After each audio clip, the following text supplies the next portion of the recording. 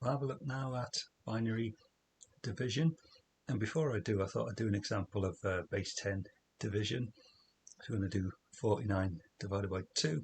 So we'd put the first number in the bus stop, if you can use this method, and the one we're dividing by outside. So we ask ourselves, will 2 fit into 4? So we look at one number first, and yes, it will. It goes in twice exactly. Next we say, will 2 fit into 9? And of course it does 4 times with a remainder. So because there's a remainder, I'm going to put a decimal point top and bottom and add some zeros to the fractional part of the 49. So 2 goes into 9 4 times, but remainder 1. So that 1, we ask how many 2's fit into 10, and it's 5, no remainder. So of course 49 divided by 2 is 24.5. And we'll use exactly the same method for binary division on the more difficult questions. So in this example, it's really simple. 1 0 1 1 1 base 2, so binary number, divided by 1 0. But we know that when we're dividing by 2, which is what this number is in binary, to divide by 2 we shift the number right one place, because when we double a number in binary we shift it left. So if we divide it by 2 we will shift it right. So the answer is really easy, only because the number that we're dividing by is 2. It also works if we're dividing by 2, 4, 8, 16, etc., but only those numbers. The answer, shift everything right, means divided by 2. If you shift it right twice, you're dividing by 4. So the answer will be 1, 0, 1, 1. The radix point stays in the same place always, so the final 1 lives there. So what are the numbers to work out if we've got it right or not? Well, on the top number, units, 2's, 4's, 8's, and that's 16's. So we had 16 and 4 is 20, so this is 23 base 10, and we were dividing it by 2. Of course that's the units and 2's. So of course 23 divided by 2, or 22 divided by 2 is 11, so it's going to be 11 and a half base 10. So this number should equal 11 and a half. Let's work out if it is. So we have an 8, a 2 and a 1, so that's definitely 11 base 10. 0.1, but remember the next column in binary, if we're dividing units by 2, is the halves, so this is actually worth 1/2 because it's just after the radix point, so it's 11.5, so that's correct. So a bitwise shift to the right is a division of 2, and a bitwise shift to the right twice is a division by 4. If you shift it 3 times, you're dividing by 8. So these are easy ones to do if you're dividing by 2, 4, 8 or 16. So the next example looks a lot more difficult, but we'll be able to do it no problem. So we have whatever this number is, we'll work it out later, 110, 110, 11, divided by 110. So the same as with the bus stop method earlier with the decimal number, we ask, will 110 fit into 1? And of course not, because this is a 3-bit number, so it's going to be bigger than a 1-bit number. So we put a 0 there. Then we look at 2 numbers. Will 110 fit into 11? No, of course it won't. And then we look at 3 numbers together, the same as when we do base 10. Will 110 fit into 110? And yes, of course it does fit in once with no remainder. Because we've got no remainder, we just start with the next number. 110 will not fit in here. 110 will not fit in there either, looking at 2 numbers. But will 110 fit into the next 3 numbers? Yes, it fits in once. Then we keep doing the same method. 110 will not fit into just 1 on its own. It won't fit into 11 because this is a 2-bit number and this is a 3-bit number, so this has to be bigger. The leading one's there. So now we can't just leave it at that. We need to, like we did with more difficult base 10 division, at the top there we put a decimal point and some zeros. So we're going to put the radix point, we can't call it a decimal point in binary, and some zeros, we don't know how many we'll need yet, and continue the line over. So now we'll see, will 110 fit in to these 3 numbers? And yeah, because they are 110, so it fits in once with no remainder. Now I tried to work this out on the Windows calculator using programmer mode, but the answer doesn't give us a radix point on any fractional part, so we will just do it manually. So with the original number, there's the units, 2s, 4s, 8s, 16s, 32s, 64s, and 128s. So the original number was worth 128 plus 64, which is 188 plus 4, which is 192, plus 16, which is 208, plus 8, which is 216, plus 3. So it was 219 was the original number, and we were dividing that by 6. So using a standard calculator, 219 divided by 6 is 36.5. Yeah, so this worked well. But it was quite a basic example. So we'll do some more examples. So the next example is really quite tricky, but we need to bear in mind and remember what numbers are worth in the binary number system. So we have units, 2s, 4s, 8s, 16s, etc.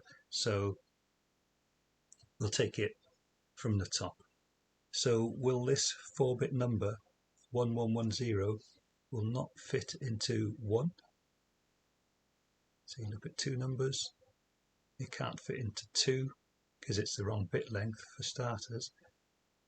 It cannot fit into a 3-bit number. So we look next. Can 1110 fit into 1011? And although it's a 4-bit number, and they're both 4-bit numbers, if you notice, they both have leading ones, but this has a 1 as a second digit, and this has a 0 as a second digit. So this number must be bigger than this one because they're both 4 bits long, but this has a 1 in the second column from the left, and this has a 0. So it will not fit into the first 4 digits. It won't divide into that. So we look at the first 5 digits. And now it becomes useful to work out what the numbers actually are. So 1 and 1 and 1 and 0 is 8 and 4 and 2 and 0. And you convert it to base 10 in your head. So the number that we're dividing by is actually 14 in base 10. And the number that we're trying to divide it into, well, that would be the units. So that's 2 plus 4 is 6, no 8 and 16. So 16 and 4 and 2. 16 and 6 is 22. So from there to there is 2 and 4, 16, which is 22. 14 will fit into 22 once. In fact, what I forgot to do, when it wouldn't fit into a 4-bit number, I forgot to put that 0 there. And now we're looking at the 5-bit number, that's 22. 14 fits into 22 once. And of course, there's a remainder. 14 goes into 22 once, and there's a remainder of 8. So the remainder, remember, 8 looks like this: 1, 0, 0, 0. So this is the remainder. So remainder 1, 0, 0, 0. So the number that we're trying to fit it into now is 1, 0, 0, 0, 1. And because we had a remainder of 8, this digit shifted it over once, so it becomes 16 plus the 1. So this is worth 17. And 14 will fit into 17 once, with a remainder of 3. And there's our remainder of a unit and a 2 is 3. But now we treat, as we do with base 10, we treat it as 111, which is 7. And 14 won't fit into 7. So we look at 4 bits. And of course, the 4-bit number here, 1111, in base 10, I'll write 10 there. I should have done it on the 17 as well. 14 will fit into 15. 1111 is 15. It'll fit in once. Remainder 1. So now we ask ourselves, will 14 fit into 10? Well, no, because 10 is 2, so it won't fit in there. Will it fit into 101? Well, no, 14 can't fit into that because 101 is worth 5. So now, although we're running out of space, we can continue underneath. I'll see what I can squeeze in. So this was the original number, and we have some left over. So we know we need a radix point on the top and the bottom.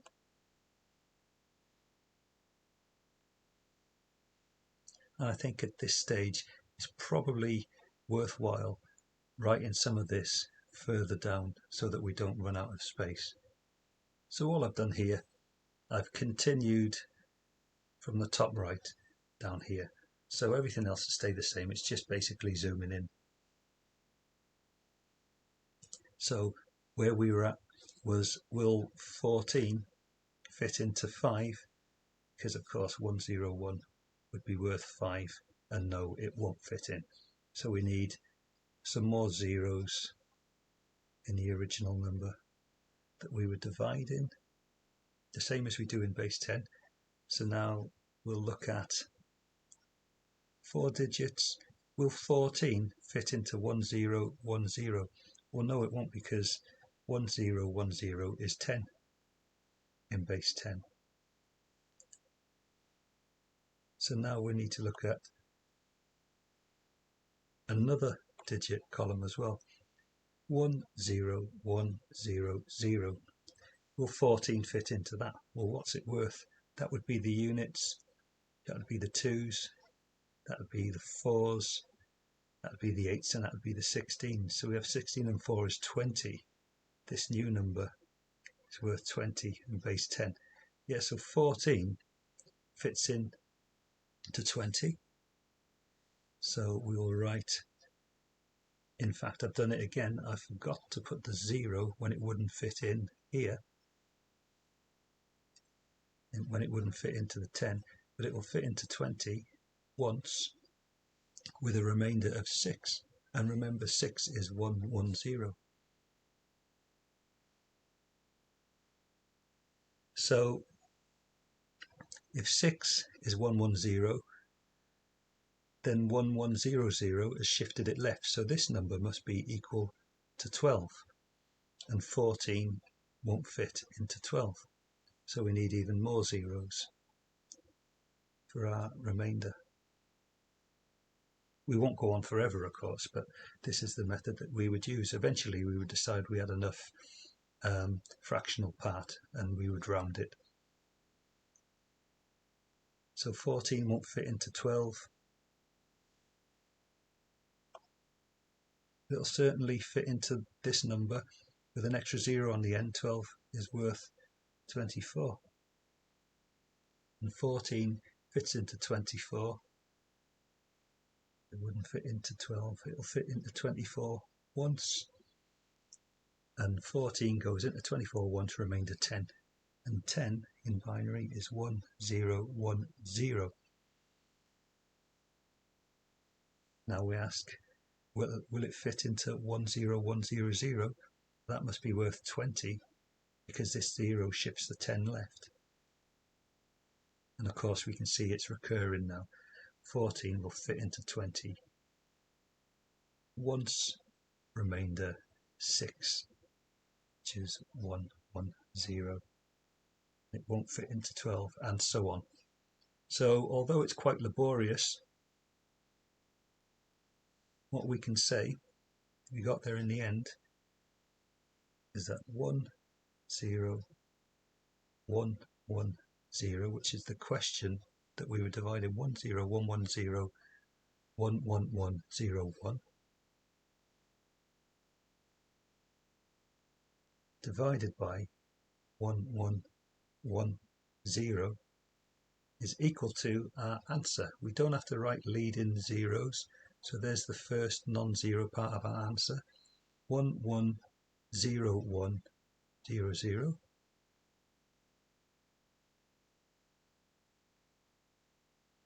Point, so the decimal point was there, 0, 1, 0, 1, 1. How far we go on depends on how much time you have, really. A few fractional parts would be good, 2 or 3 places. I can't say decimal places, but 2 or 3 binary places. And of course we need to check our answers, and I can reassure you that that answer is definitely correct. We've rounded it a little so that we didn't need to carry on even longer, but none of the calculators I've used seem to work with this on a computer or online. But if you want to get an app on the Google Play store, the one by Trasco Studios called Binary Decimal Hexadecimal Octal Converter works really well and gives you the remainder as a binary string as well.